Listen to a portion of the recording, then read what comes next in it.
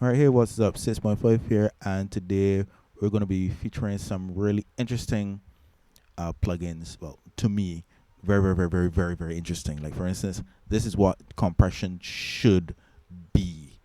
Like, I don't know how other plugin companies would do it, but they're to compression. Sidechain compression is relative. I think the best way to do it is relative. Like with Reaper, I is simple, but then when you got to go into the different channels and thing is very, very, very complicated for me. And I like flexibility. I like to use some ingenuity, and I yeah. So for me, this, like, to put an instance here where it can influence all the rest of instruments, the sidechain can affect all the rest of the instrument. I'm not sure how it's done in others, because it in other software, because it, like I said, in a way confusing to me in some cases, and I don't want to explore all of those different things. But because I do the tutorials in Reaper, like I said, Reaper's way is cool, but it got like Track Spacer too. Is a whole set of raving reviews about Track Spacer, and it confuses me to some degree, and I've been doing this for a little while. I'm not saying it's foolishness. I'm just saying it confuses me in certain areas. I human, and yeah. But anyhow, I think that this is the way it should be. Uh, and there's one that's really, really good. I'll go show you in another instance. But there's one that's really, really, really good that you don't have to do a whole set of sidechain. It's actually a side chain compressor that side chains by itself. Yeah, and it goes on to another instance. I will show you in another one, in another video. But this is how sidechaining is supposed to be. Enough long talk. Let's get to it. So this is called the Putty P controller. I would have went ahead and just did some stuff just to save time per se. And okay, let me just turn off first. Let me turn off this, because for the phones, if you're watching this on the phone, it's not gonna relate. So it's not, the bass isn't gonna translate properly, and I don't really want to put on a vocal, and unfavorable stuff happens. So so bass and kick are the main things that people look out for when it comes to side chaining. Especially you got big heavy 808s and blah blah blah. But like for this, if you want your kick to stand out from the bass, uh, in FL Studio, this is exclusive to FL Studio. Uh, you go to the track that you want to shine. You put on the what? I ain't sure what happened there. Click. Good. You put on this piece of genius software that I really got to do my research and see when this was implemented, because chaining for me would have been a lot easier. Like it's a lot user friendly with this. So anyhow, you will put this on. Let me see default. Let me put on a default. Uh, let me see. All right, here's another instance of it.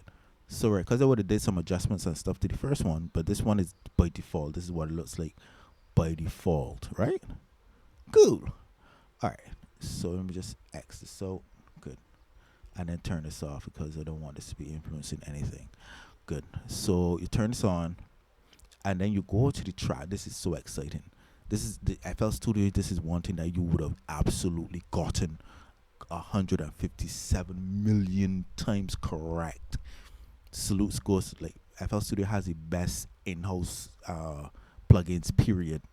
Period. Period. Period. Like, no competition, and probably one of the best workflows in the world. All right, this is the base. So you right click. They got tons and tons of tutorials linked to controller.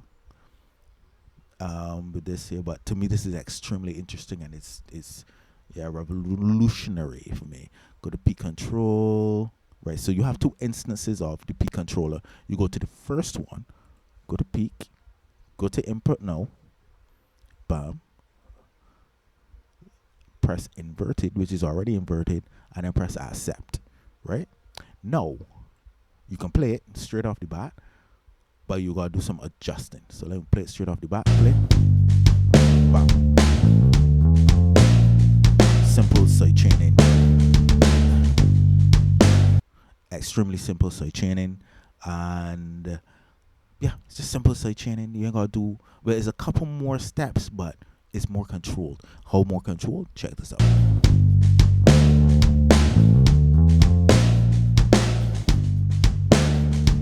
With that, I can lower or turn up the core bass by itself. Whereas, like if you want it low, you could turn up the bass. Like here, look, check here, bam. And I could do this for EQs too. I can do it for the EQ. So if you don't want it too loud, you can do this here. This sets the decay time, the sort of like the release time of the side chain. I don't mess with this. I never really mess with this. So I don't know. This is the LFO. You don't have to do with this. You don't have to deal with this as far as I understand when it comes to waves, right? So you just deal with the peak.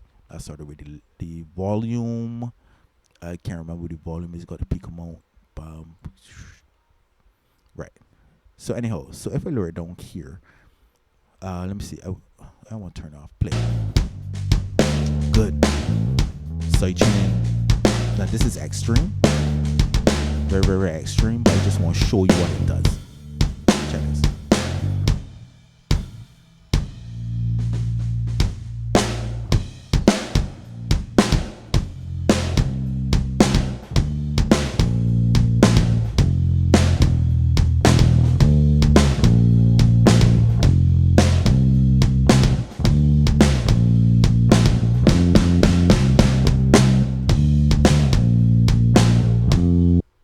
And that's side chaining made simple.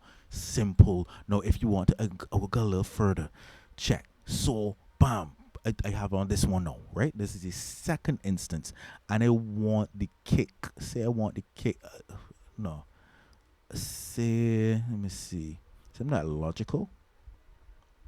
Basically, I could do this for anybody. So, if I want the kick to shine through the snare, you just go through the same process.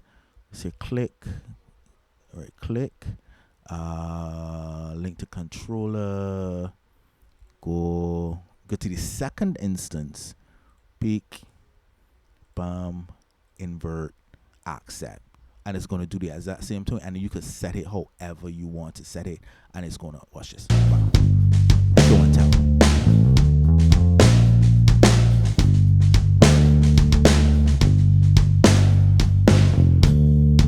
Expanded. So the kick is influencing both channels at the same time. And I can do this as much instruments as here, or it don't even have to have instruments. As long as as long as I link this. Watch it. Put in another instance. No, but anyway, I want to. But yeah, as long as there's an instance here and I put link to controller, bam. If I had a third instance, I would do the same thing, and yeah, and that's how I believe that's how it should be. This is the best to me. This is the best way of side chain and P controller FL Studio. My goodness, FL Studio, oh, do yourself with this. When I found this out, mind you, this was like this year. I would have watched it. This is 2024, mind you, and I've been a fan of FL Studio since Fruity Loops 4. I think, yeah, Fruity Loops 4.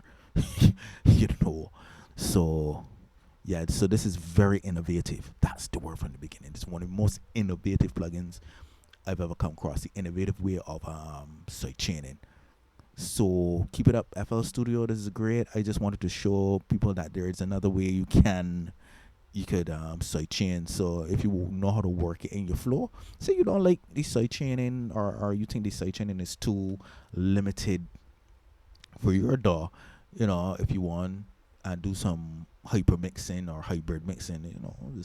Here's the alternative. Anyhow, this was really exciting. This is very exciting to me.